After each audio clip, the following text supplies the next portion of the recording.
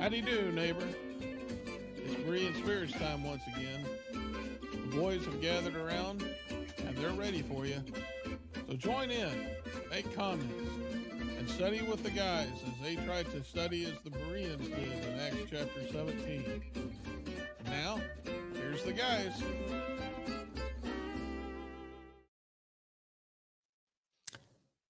Good morning and welcome back to Berean Spirits. I am Josh Thornhill, the evangelist with the Brookmead Church of Christ in Johnson City, Tennessee. And to my left, or to the right of me on the screen, I don't know, is Richard Dotson, the evangelist with the Kearney Church of Christ in Kearney, Missouri. How you doing, Richard? Well, I'm good. Let's just say I'm to your left. Well, if as far as my left here is concerned, yes. Right. But on the screen, you'd be to the right. I guess you're to my right. Yeah, because it's Everything's what opposite. the wicked go off to the left and the righteous to the right. Yeah. Yeah. So Okay. anyway, Yeah. Richard's about to come down here to God's country next week. Yes, I am. Mhm. Yes, I am. I doubt I'll see you, but we Well, got no, I'm family taking a vacation. So yeah, we're gonna be passing through. We're gonna try to drive by Josh's place as fast as we can and head down to where we're gonna be staying. But I'm going to be preaching, hopefully, Lord willing, in Lebanon at the Church of Christ there, and looking forward to seeing those brethren and preaching for them. So pray yeah, for their suffering on Sunday. yeah, I guess so. But I'm looking forward to it. I'm sure. I got to fly. I'm not looking forward to flying. I have to fly. I got restless leg syndrome, and it's really hard for me to travel in cars. Mm. So I decided we had enough reward ticket, for me to fly, and that'll cut 3 hours out for me for driving where we got to get to. And that I'm just not, I would rather drive if anybody knew my preference. So anyway, Flapping them wings, yeah. Yeah. Well, Tennessee's a beautiful place, so you're going to get to enjoy You know what you're the going to beauty like? of God's creation. My son wants to stop off at Knoxville to see the Tennessee Volunteers football stadium. And he even sang the song to me, Rocky Top. It's a good song. It's a good song, especially when there's 100,000 people crammed in there singing it at the top of their lungs. Yeah, he thinks it's a good song too, but yeah. Anyway, I'm sure you're wondering why it's just the two of us this morning. Chris decided that we got rid his of internet didn't want to work this morning. He isn't good enough anymore. He just stinks. And so we decided to kick him off the show. And we're talking about Chris, not you. No. we're taking applications for a replacement. So if anybody knows anybody that anybody at all, anybody, doesn't have to be it doesn't matter if they can talk, doesn't matter if they can think. They could even be dead for all we care. If it's somebody we can, an improvement on Richard. If it's somebody we can prop up in front of a camera, and it'll work. So Indeed. Yeah. But anyway, Chris is not with us. He is dealing with internet issues. His internet has been down all morning. Lucky him. So it's just me and Richard. And we are going to be talking about David, and particularly the instance in 2 Samuel chapter 11 with his sin with Bathsheba. And, I was thinking about last night in Bible class, I was talking about the fact that you have David and Saul. And if you look at the reasons why Saul was rejected, Saul in chapter 13 of 1 Samuel offered a sacrifice instead of waiting for Samuel. And then he, fails to utterly wipe out the Amalekites and spares the king and a few of the spoils because they said they were going to offer it to God.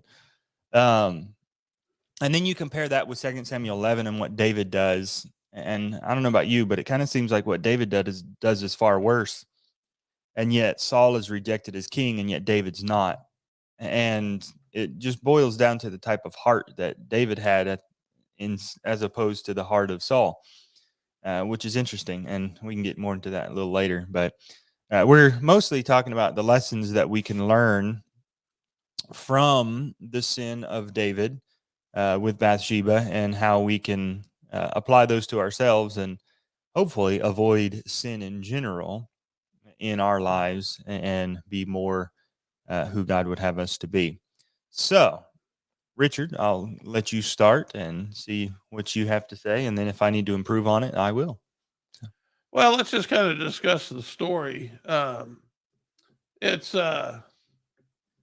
something I'm trying to remember the passage. 2 Samuel, chapter 11. And what takes place is that David's, I guess he's trying to cool off or something. He's out walking on his roof and he witnesses Bathsheba. And the scripture says she was bathing. And she was very beautiful.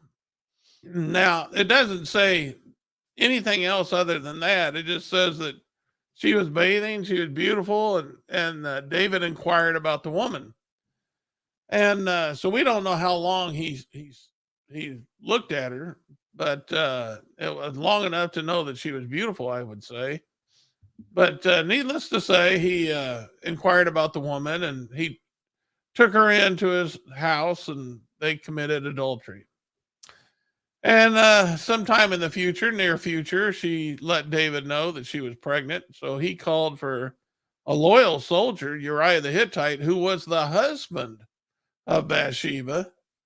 And he wanted him to come back, and he thought, you could tell. I mean, if she went in, if he spent the night with his wife, then he would think that baby was his. Little deceit going on. But Uriah was a very loyal soldier, and he was not going to have any of that. He didn't know what had taken place. He slept, if I remember right, on the porch of the king. And so the next night, David decided to get him drunk. And still, Uriah would not go into his wife. And so David decided to send a note to Uriah's commanding officer, telling him to put Uriah at the head of the battle and then draw back, and then then he would be killed. That would get him out of his way. And that's exactly what happened. Uriah was killed after delivering that message. That's what took place. And so David took Bathsheba in as his wife, and everything seems to be in order. Everything seems to be going as David had planned until Nathan the prophet decided to drop by. And I'll let you finish that. Yes. Nathan the prophet drops by, and he decides to tell David a little story. And, like little kids, a parent says to their kids, somebody had some bad grades on their report card today. And then it was that kid thinking it was their sibling saying, oh, mom, you ought to do this, that, and the other to that person. And then they're like, oh, good to know. I'm glad, because it was your report card. And then they didn't realize that they had dug their own grave there. That's essentially what happens with Nathan and David. Nathan tells him the story of a rich man who has an abundance of an abundant flock, and this one man, poor man, who has a one little ewe lamb, and that one little ewe lamb, the rich man had a visitor come to stay with him, and so instead of taking from the abundance of his flock, he takes this poor man's one little ewe lamb. And David is angry with that and says, that man needs to die. And Nathan then just looks at David and says, you are the man. And David recognizes right then and there his sin. And I think it's probably likely close to the time when Bathsheba was due to give birth. So you're probably talking several months from the event here. But I think David was probably recognized the whole time, knew that he was in the wrong. But once Nathan said that, this is all out in the open. And I can't help but think David kind of maybe felt a sigh of relief, because he doesn't have to keep up a charade anymore. He doesn't have to worry about trying to hide this anymore. It's all out in the open. People know. And now he can just focus on his restoration with God. But anyway, that's the story of David and Bathsheba and Nathan and Uriah and Joab and all of them. And so we're going to look at some of the lessons that teaches us, what we can learn, particularly about sin, as far as our own life is concerned, and how we can avoid sin in general. One of the places I would start is 2 Samuel 11 and verse 2, because it talks about David rising from his bed, walking around on the roof of the king's house. And it says from the roof, he saw a woman bathing. And so if you just stopped right there, it says he saw a woman bathing. We just pause the record right there. No sin has occurred there, because he's just looking around and he just happens to see a woman bathing. And the right thing to do would just be to turn away. Okay, I need to go somewhere else. I need to not be looking right here. That's what we're going to experience all the time. You just go to the grocery store or whatever. You're going to see temptation all around you.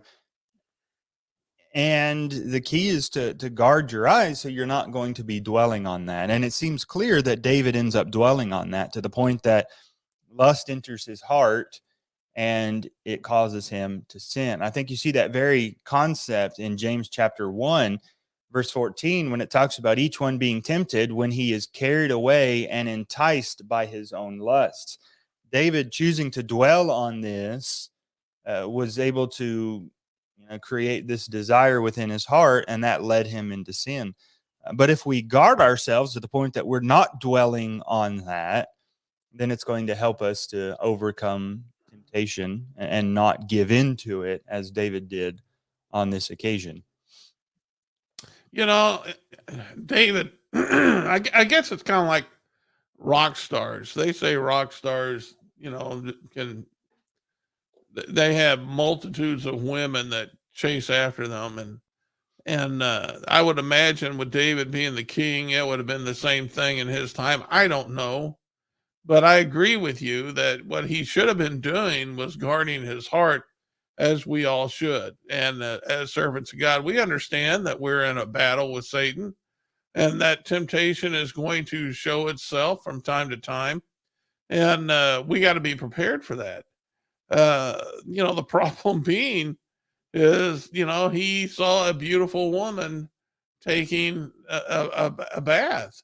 And so with that, we're only assuming this. The Bible didn't say he stared at her, but he saw enough for him to inquire about her, which makes you think that he did bring some types of improper thoughts into his heart, uh, where he was looking toward, fulfilling those very things. And it does talk a lot about how important it is to keep your mind pure. And so if we use this story, and you can really attach any temptation to this, and it's all the same thing, whether or not, you're seeing a naked woman, bathe herself, or if you're watching a movie on television, you got to be on guard for stuff like this. And there's some passages I'd like to share about keeping your mind pure that apply to this particular story. Proverbs 6:20 through 25. And I want to read this. My son, keep your father's commandment and forsake not your mother's teaching. Bind them on your heart and always tie them around your neck. And when you walk, they will lead you. And when you lie down, they will watch over you. And when you wake, they will talk with you. For the commandment is a lamp and the teaching a light, and the reproofs of discipline are the way of life, to preserve you. This is the important part, to preserve you from the evil woman, from the smooth tongue of the adulteress. Do not desire her beauty in your heart. Do not let her capture you with her eyelashes. Now this passage is a great passage to apply to this, because you can use any sin basically, and it tells you how to protect yourself from bringing this into your heart. And it talks about keeping the commandments before you at all time, having a healthy respect for those commandments. Uh, uh, they will lead you, it says. They will lie down. When you lie down, they will watch over you. When you wake, they will talk with you. For the commandment is a lamp and the teaching a light. And so that's why it's important to always have God's word before us, because we don't know when temptation's coming our way. And we do have, the necessity of keeping our mind pure, uh, because if we allow corruption to seep in, sin starts with an evil thought. And so we have to guard ourselves against those evil thoughts. And in this case, I can understand, David, you know, it would have been a real temptation, but he should have looked away.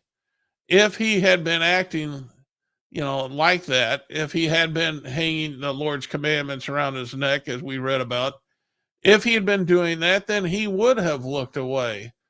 But as soon as he realized there was somebody on the roof that, or somebody that was bathing that was naked, he would have turned his head.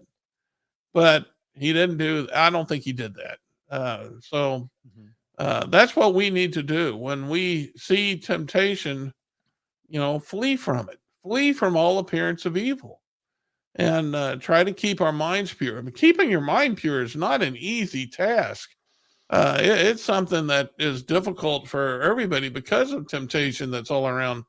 My son just graduated high school, and I was out picking him up one morning, and or I guess it was afternoon, and I was watching the girls walking out, and I just could not believe how all these girls were dressed. And so a little later, I asked my son, I'm like, how can you go to school with girls dressed like that and not have him proper thoughts? And he looked at me and he's like, it is really hard. And I'm like, yeah, I bet it is, for especially a young boy, teenager. I mean, that's when the temptation is about really, really difficult. So, yeah, we have to understand this is the world we live in. And Jimmy Jordan. And we have to find a way to keep our minds pure, and that can be very, very, very, very difficult. Absolutely. A couple of verses that I would add to that, and then we can move on to another point. Both verses are two verses from First and Second Corinthians chapter 10. 2 Corinthians 10 and verse 5 talks about keeping every thought captive, or taking every thought into the captivity of the obedience of Christ. What that means is you're reining in your own mind, your heart, your thoughts, your passions, your desires. You're taking them captive, controlling your own mind. It's possible. You're able to do that. Ruling over your own heart. God told Cain in Genesis chapter 4, sin's desire is for you, but you must rule over it. Part of that is the taking your own thoughts into captivity. The other one in 1 Corinthians chapter 10, verse 13 talks about, what's it called? God is, no temptation has overtaken you except such as common to man. But he says, God is faithful, who is always providing a way of escape that you may be able to bear it. Several years ago, I was driving down the road, and I had my GPS on, and I always turn the voice on the GPS off because I don't want to hear that turn left in 3 miles, turn left in 2.9 miles, turn left in 2.8 miles, So I just have it silent, and I just pay attention to it where it tells me to turn. And so I was on the phone this time, and I'm just driving down the road, and then my exit comes along, and then I realize, oh yeah, that was my exit. Yeah. Oh, hi. And so I had to turn around and go take another way. Sometimes we treat our way of escape that way.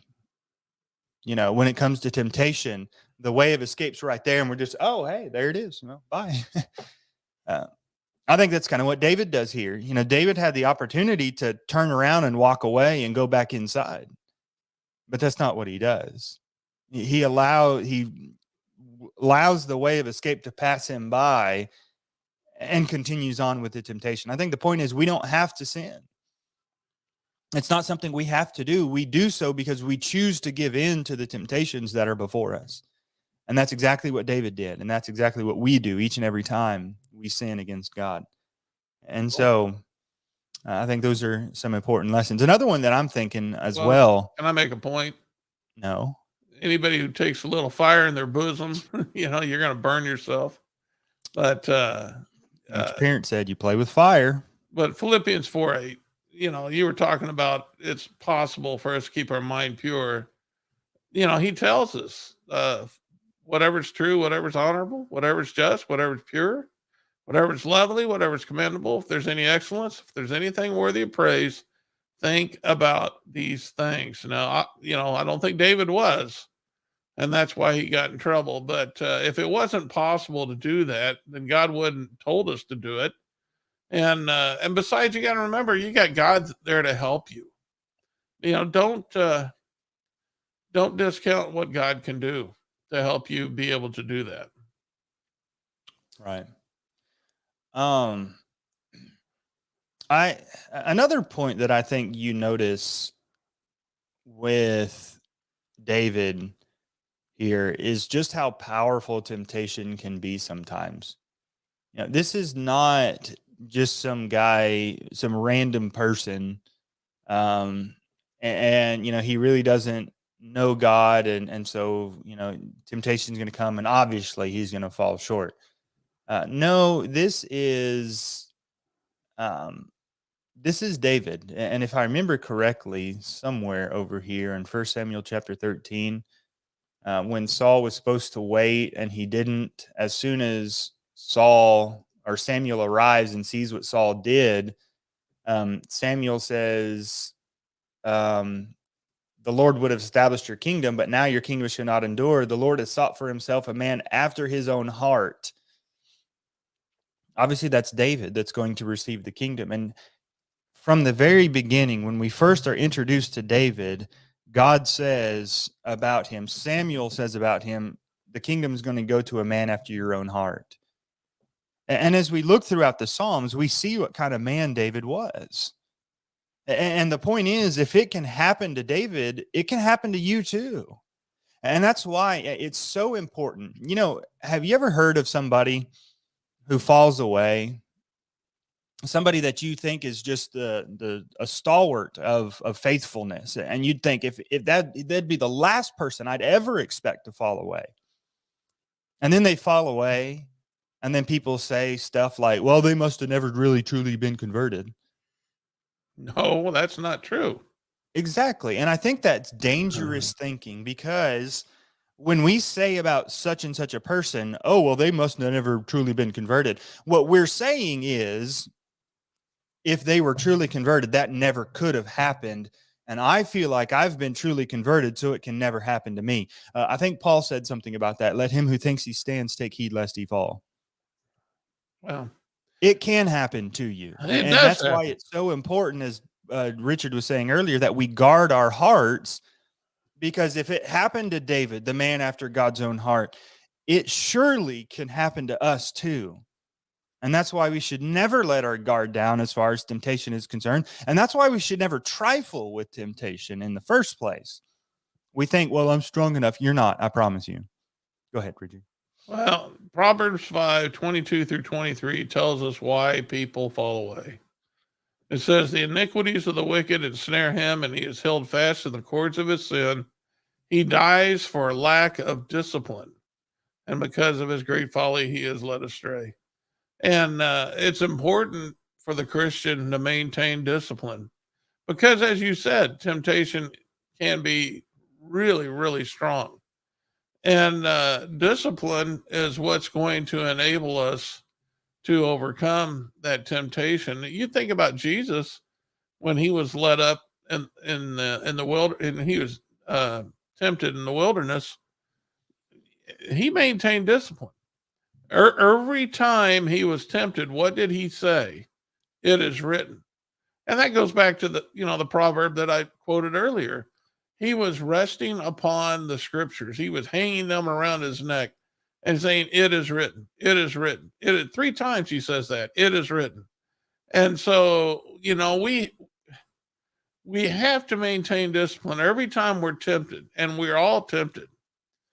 We have to be able to understand that it's our job to maintain order. I mean, in our lives. In other words, we are under orders. Our commanding officer is the Lord, and he has told us what we have to do, and we have to maintain discipline. If we get out of line, then we get into trouble. And there's just too much at stake. We can't afford to do that. This is what happened to David. He did not maintain discipline, and that's why he got sloppy. I mean, when he started thinking and he was enjoying what he was seeing, I mean, he inquired about the woman. He obviously was thinking, and he was not thinking good thoughts. He was getting sloppy.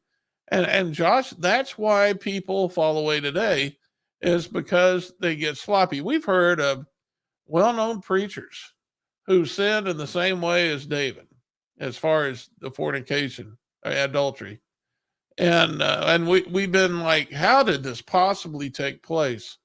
Well, they got sloppy, and that's all it is. And that can happen to elders, it can happen to preachers, it can happen to anybody. It doesn't matter how strong you are spiritually. If you don't maintain discipline, you're going to get sloppy. And if you get sloppy, this kind of stuff takes place. And then once you're caught in the cords of sin, now you're like, oh boy, this is not good. And that's what took place with David. He started thinking about, how am I going to get out of this? And you see people today that are willing to cut any kind of a deal to try to hide their sin, because they're caught up in it now, and they can't allow anybody to know it, or there's going to be consequences that they can't bear. And it's a most unfortunate thing, but it's common to man. Some men maintain discipline, some men don't. But it all comes down to a decision that each one of us makes. And I will say this: I think it's important that, and it would be very helpful, if we guard our homes better. We have the internet, we have television, and songs, things, books, all types of things we bring into the home. And a lot of times those things that are contained therein, they put temptation before us, and not on just a one-time basis, but it can be on a continual basis. I mean, it's something that you would there's some for I'm going to use pornography. uh Men can fight pornography and be successful in their temptation, 9 out of 10 times, but it's that 10th time that can get you hooked. And so, when you yield to it, so we really need a safe place, and that should be the home. And so we need to make sure that we do everything we can to keep temptation out of our home. You need to be able to rest up and prepare for what's out in the world, because we all have to deal with the world. But there's no reason for you to bring, temptation into the home, because it's just, there's no reason for it. It's a choice. And I know this is going to be really unpopular with a lot of people, and I'm going to say it anyway. Children, little children, do not need cell phones and tablets. They just don't. There are scientific studies. They're not just old people that are set in their ways and want to get back to the 1950s.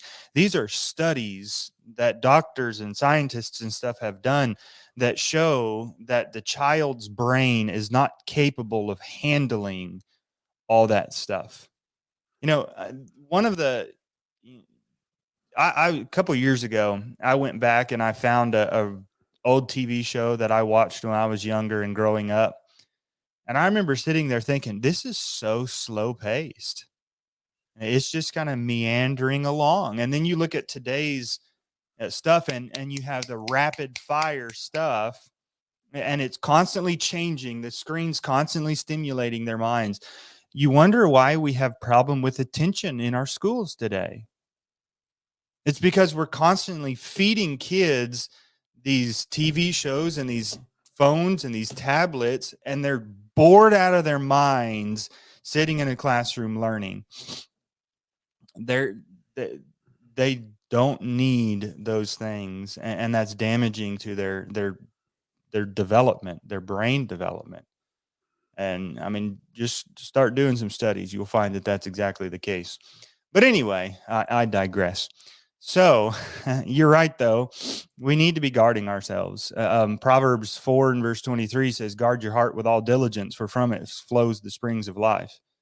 Now, I did a sermon on that very passage. And we guard stuff that's important, and that's our heart.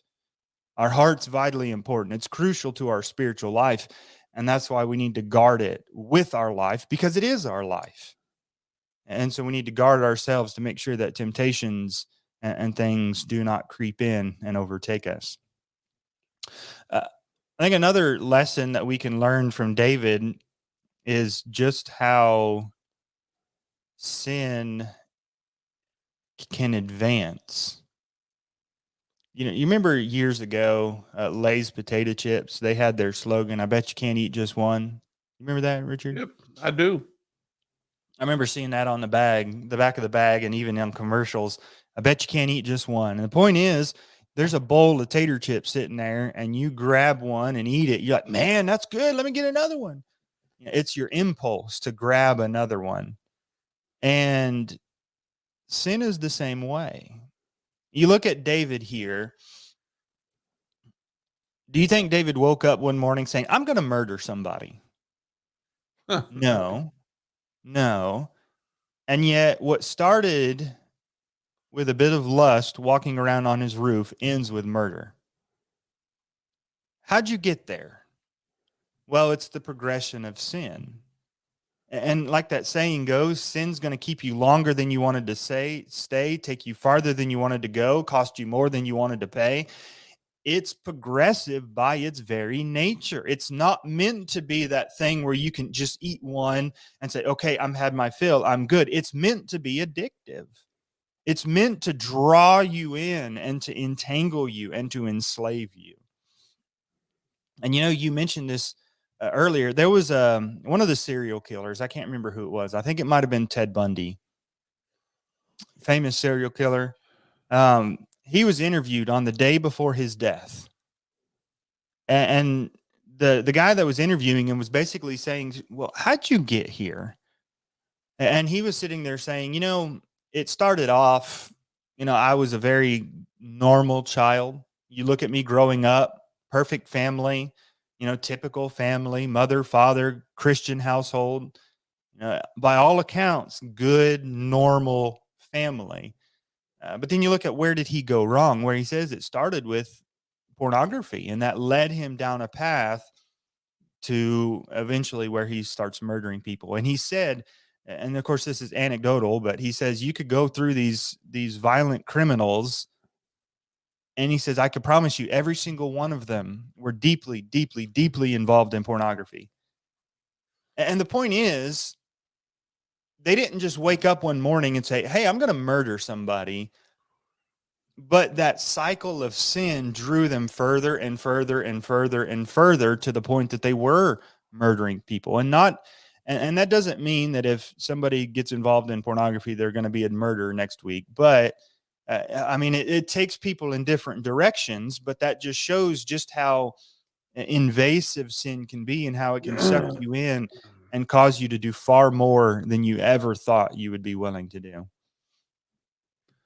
You know, I got a friend who is a gospel preacher who got caught up in this sin of David's, same one.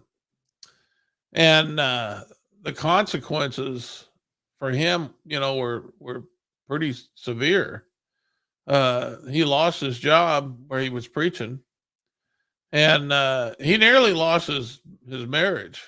But even with that, you know, the strain on it was very, excuse me, it was very, very difficult.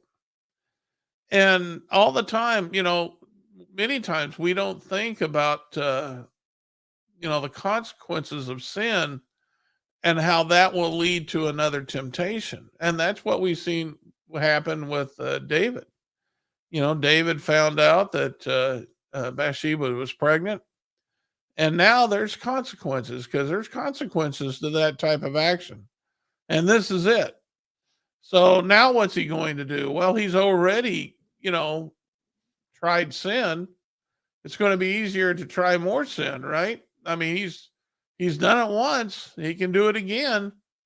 And so manipulation was the sin of choice. You know, trying to get Uriah to think that this was his baby. But that wasn't working. And so now murder is going to be the you know, that's the final choice. And trying to hide it from men instead of, you know, he forgot all about God. And that is most unfortunate because God's always watching. And but that's what took place. And so that's what we have to remember is that sin leads to more sin. That it leads to more temptations, I should say. But now that your defenses are down, it's going to be easier for you to get deeper into sin. And that is that's something that always needs to be before us. We can't forget about that. And you need to ask yourself, can you live with the consequences of sin? Well, no, we cannot live with the consequences of sin. First and foremost, it separates us from God. And that means, you know, a judgment, we're going to be judged by that. And that can cost us our soul. Nobody can live with that. But in this life, because many times when we sin, we forget about that. We put God out of our thoughts. When we sin, we're more worried about the consequences in this life. And you need to ask yourself, even that, can you live with those consequences? And you know, maybe that can help you. You know, if you think it through, maybe you can think, hey, you know, this is something I shouldn't be engaged in. But first and foremost, it should bother each and every one of us that sin separates us from God. And the fact that it doesn't bother us tells us there's something wrong with us spiritually. We need to get something fixed because it should bother us that our souls are separated from God. Right. You know, I like to shoot guns, go out to the gun range, and I hope YouTube doesn't get upset with me for saying that. But I like to, you know, I like shooting them, and it's a fun hobby. But you know, sometimes you hear people, you know, have an accident, and they're like, "Well, I didn't know the gun was loaded." One of the first rules of gun safety is you always treat the gun as if it's loaded. I don't care how many times you've double, triple, quadruple, million time checked it to see that there's nothing in there. You always, always, always treat it as if it is loaded. And that is just as if it is ready to fire. And, you know, the problem is people get too flippant with them and then they make a mistake and they shoot the gun and maybe they kill somebody, maybe they destroy something. And well, I just didn't know it was loaded. The problem is people treat sin the same way. They mess around with temptation and put themselves in positions where they are primed to be overtaken by it. And then it's all of a sudden, well, I didn't know the gun was loaded. Well, that's why you have to guard yourself. That's why you have to be careful. That's why you have to constantly be on the alert, be sober, be vigilant, as 2 Peter or 1 Peter 5 and verse 8 says, because our adversary, the devil, walks about like a roaring lion, seeking whom he may devour. And I think that's a good illustration there, because you think about if you were to watch where the lions are in the savannah, I think it's the savannah, right? And they're looking for the antelope to go pounce on. They see the group of antelope together. What are they looking for? They're looking for that one little straggler that's off by himself. And then he's going to go and he's going to pounce on him. And that's what Satan's doing, is he's waiting for us to be carrying around that gun and acting like a fool with it, not thinking it's loaded, then boom, it goes off. And so we've got to be careful, and we need to recognize the fact that Satan's willing and ready to take every single opportunity to tear us down. And the consequences are severe. As Richard pointed out, the wages of sin is death. And if the wages of sin is death, we better quit before payday, because that's the end. That's our end if we involve ourselves in sin.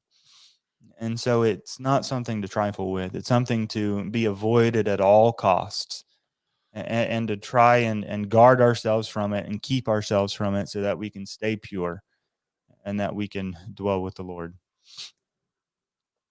Anything else you need to add, Richard? Well, there's one other point I wanted to bring up, and that was Bathsheba. It appears that she was in a position to be easily seen from the rooftop. Now, if she can be easily seen from the rooftop bathing, you have to wonder about her motives. Did she want to be seen? And, it doesn't say, but I mean, it appears that she was more than willing to go into the palace and commit adultery, which makes it seem like she wanted to be seen.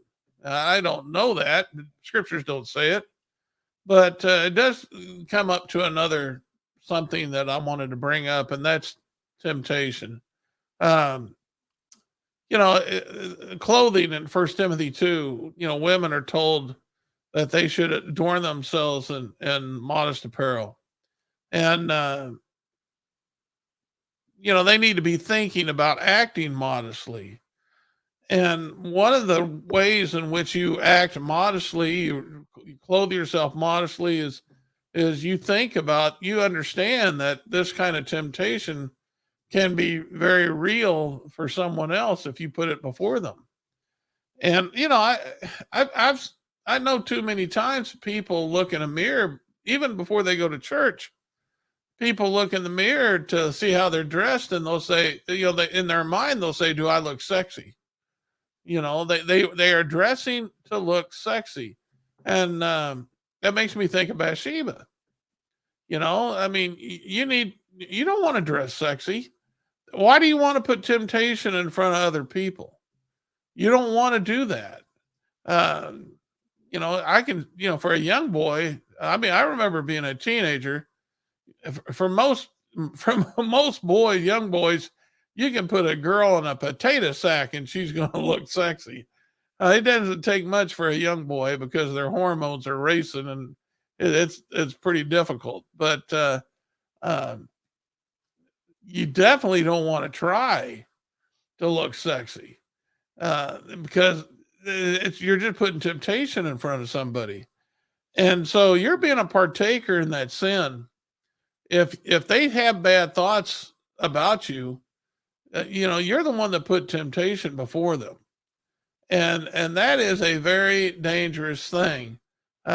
Jesus addressed that and said in Matthew 18, it's better, it'd be about the millstone being fastened around the neck, drowned in the depth of the sea.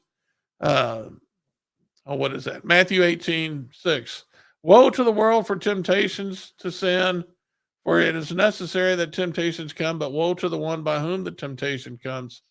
So, I mean, we need to be very careful not to be placing temptation in front of others. And so, we need to look at Bathsheba and say, okay, am I trying, to lure, uh, because if even if it's inadvertent, you need to ask yourself if you're luring. But if you're attempting to lure, then listen, that's not something Christian women should do. Exactly. Whether or not you look sexy should never be in the hearts or minds of a Christian. No, That's not at all what our heart where our heart should be. But I no. do want to say real quick about Bathsheba. First of all, it doesn't say she was on the rooftop. It just says David was on the rooftop and he saw a woman bathing. It could be that she was just in her normal place and she didn't expect to see somebody on the rooftop. I think that's possible, to be in all fairness to her, but in some ways she was visible to where David was. So, but Let I me agree let with me your point about. listen. I know my wife. My wife's a modest woman. We have a window above our bathtub we're on the second story of the house. She wanted that covered. I'm like, nobody can see you unless they're on the roof of the other house. And she's like, I don't care. Somebody might get on the roof. I don't want anybody to be able to see me. I want that covered. And so, I had to put a covering on that window, even though I thought at the time it was. I think God fearing women are going to think that way. I believe that they're going to say, if there's any way possible for someone to see me, I don't want it to take place. That's my belief. Sure, and I And, think there's something to be said for that as well. and, But and listen, David had a good view of her. I mean, he noticed she was beautiful. He had it had to be a pretty good view. So take sure, that as for what it is. I mean, I think she should have made sure that uh, I'm sure it isn't the only time David walked on his roof, or other people probably walked on his roof. Yeah, probably I think she needed to make sure that she had a curtain or whatever wherever she was at. She had to make sure she was covered. sure. There is My definitely grandmother used to bathe in a creek down in Arkansas, and she had a bathing garment. I mean, it was something covered her whole body, but she took baths in the creek, but she was never naked because she never knew who was going to come up, even in the woods. hmm So she bathed fully clothed. sure. Something to think about. All right. Any last thoughts there, Richard? Nah, that's my last thought. Okay. Well, we have a lot of lessons about temptation, about sin in general, and I'm sure we could discuss some more, but that's good for today. We appreciate you joining in. If you have any questions, you can reach out to us at bereanspirits@gmail.com. We'd be happy to answer any questions, or if you are local to our areas and want to come visit, we'd be glad to have you and be glad to even study with you if that's what you would desire. Just want to help as many as we can in drawing closer to God and hopefully enjoying that spiritual home that awaits for us. So thank you for joining us. We look forward to seeing you next week at the same time. Richard, tonight at 7 p.m. Central, correct? Yep. Is going live with Gospel Preaching Live. That's what those two things are on either side of him there. So you can check that out. And I believe Sunday night as well, same time. No, it won't be this Sunday night, but it's Yeah, at he won't 6 be this p.m. Sunday night because he's going to be out of town. He's going to be in God's country. Six. Um, It's normally at 6 p.m. Normally at 6 p.m. Central on Sunday Sunday evening. nights. And that's all. We thank you for joining us, and we look forward to seeing next time. And in the meantime, keep studying your Bible with Berean Spirits.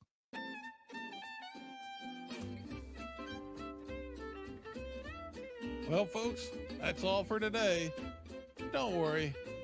Lord willing, the guys will be back next week for another Bible study on Berean spirits. Until then, let the guys hear from you. Drop them some email at bereanspirits@gmail.com. They'd love to hear from you. Until next time, let's keep studying that Bible.